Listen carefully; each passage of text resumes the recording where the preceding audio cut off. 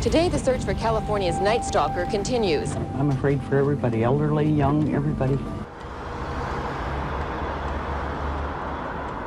He took a woman in her 60s and stomped her to death with his foot, leaving an imprint of a shoe on the side of her face. The suspect has used guns, knives, tire irons. I knew how vicious and violent he really was. Before he had a name, he had a presence, a shadow slipping through open windows, leaving behind blood, fear, and silence. I care about myself, really. I don't care about what happens to me. I never did, really. In 1985, Los Angeles became his playground and his hunting ground.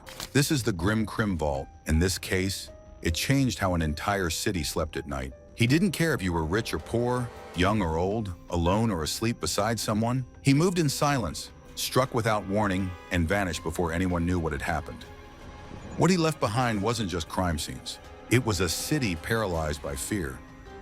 His name was Richard Ramirez, but to the people of California, he became something far more terrifying, the Night Stalker.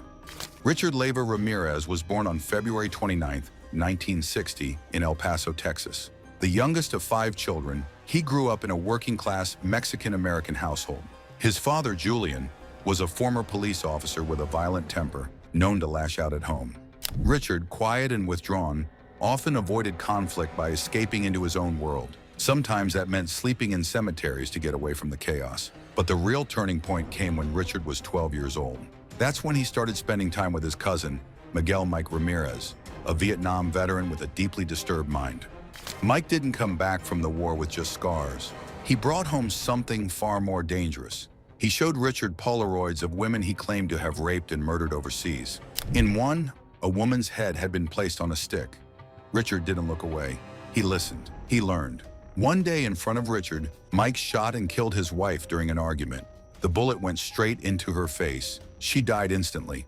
Richard watched in silence. Mike was arrested, but later found not guilty by reason of insanity. He was sent to a mental institution. Richard, on the other hand, was left to process what he'd seen, alone. Throughout his teens, Richard's fascination with violence grew. He became obsessed with Satanism, heavy metal, and graphic imagery. He dropped out of high school and began drifting across the country, eventually ending up in California. He lived in rundown motels, supported himself through petty theft, and started using cocaine. But what was simmering beneath the surface was darker than anyone could have imagined. His first known murder wouldn't be linked to him for decades. On April 10, 1984, a 9-year-old girl named May Lung was lured into a basement in San Francisco. Richard raped and murdered her. Her case would go unsolved until DNA technology advanced years later. But that was the moment he crossed the line from fantasy to reality. Just a few months later, the brutality escalated. In June 1984, 79-year-old Jenny Vinca was found murdered in her Los Angeles apartment. Her body was covered in stab wounds, and her throat had been slashed so deeply she was nearly decapitated. There were no signs of forced entry, just a fingerprint. A single, useless fingerprint. At the time, there was no match in the system. Then came the storm of 1985. On March 17th, Richard Ramirez attacked 22-year-old Maria Hernandez outside her Rosemead home. He shot her in the face, but miraculously, she survived. The bullet had ricocheted off her car keys. But inside the house, her roommate, Dale Okazaki, wasn't as lucky.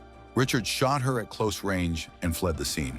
Less than an hour later, in a separate attack, he dragged 30-year-old Tsai Lian Yu out of her car and shot her multiple times. She died shortly after. 3 victims in one night, and he was just getting started. Ramirez struck again just days later. He broke into the Whittier home of Vincent and Maxine Zazara. Vincent, 64, was shot and killed in his sleep. Maxine, 44, was subjected to unthinkable violence. After stabbing her repeatedly, Ramirez gouged out her eyes and placed them in a jewelry box. It was one of the first signs that his killings weren't just about control or lust. He wanted to desecrate, to destroy. By now, Los Angeles County was in a panic. The press dubbed him the Valley Intruder, and later, the walk-in killer. The randomness of his crimes made it impossible to predict where he'd go next. He would strike homes in affluent suburbs, run-down neighborhoods, or quiet cul-de-sacs. Anywhere he felt like. He used guns, knives, hammers, machetes. He raped, beat, strangled, mutilated. He spoke of Satan, carved pentagrams, and forced victims to swear to the devil for mercy. He didn't have a pattern. That was his pattern. He struck again in Monterey Park, Burbank, Sierra Madre, Arcadia, and Glendale. He wasn't just a serial killer, he was a serial invader, turning the safety of home into a nightmare. His victims ranged from children to pensioners. Entire families were destroyed in a single night. Police were overwhelmed. The scale and pace of the violence was unlike anything they'd seen. But Ramirez made mistakes. In one home, he left behind a distinct shoe print, an avia trainer that was extremely rare in the US. Investigators traced sales of the shoe and narrowed down the list of possible suspects. It wasn't much, but it was something. Then a break.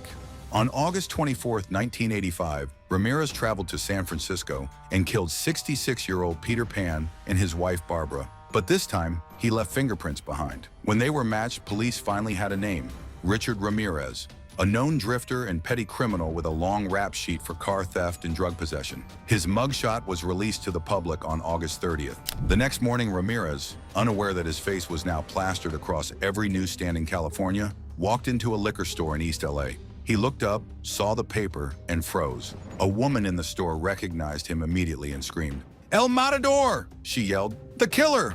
Ramirez ran. He sprinted across busy freeways, jumped fences, and tried to carjack a woman. But the neighborhood had already mobilized. Locals chased him down, hit him with metal rods, and held him until police arrived. The crowd wasn't afraid anymore. They were furious. The Night Stalker was finally caught. His trial, beginning in 1989, was a circus. Ramirez appeared in court smirking, flashing a pentagram carved into his palm and yelling, "Hail Satan!" He was charged with 43 crimes in total, including 13 murders, 5 attempted murders, and 11 sexual assaults. The trial lasted over 4 years. Ramirez showed no remorse. He joked with reporters, taunted the families of victims, and seemed to bask in the attention. But the evidence was overwhelming: ballistics, fingerprints, shoe prints, and eyewitness accounts. In September 1989, he was found guilty on all counts. He was sentenced to death and sent to San Quentin State Prison. But Ramirez would never meet the executioner. He spent more than 2 decades on death row, appealing his sentence. In that time, he became a strange figure in pop culture, receiving fan mail, marriage proposals, and cult-like admiration from some.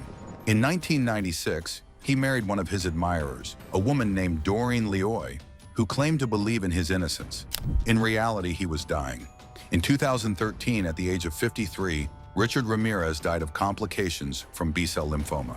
There were no dramatic final words, no reckoning. Just the slow, quiet death of a man who once held an entire city hostage. But the fear he created didn't die with him. For the people of Los Angeles, the summer of 1985 remains etched in memory. A time when doors were double-locked, windows nailed shut, and every noise in the night sent a chill down the spine. Because evil didn't knock, it walked right in. Want more of the goriest, most messed up cases out there? Subscribe to the Grim Crim Vault so you never miss the next disturbing story.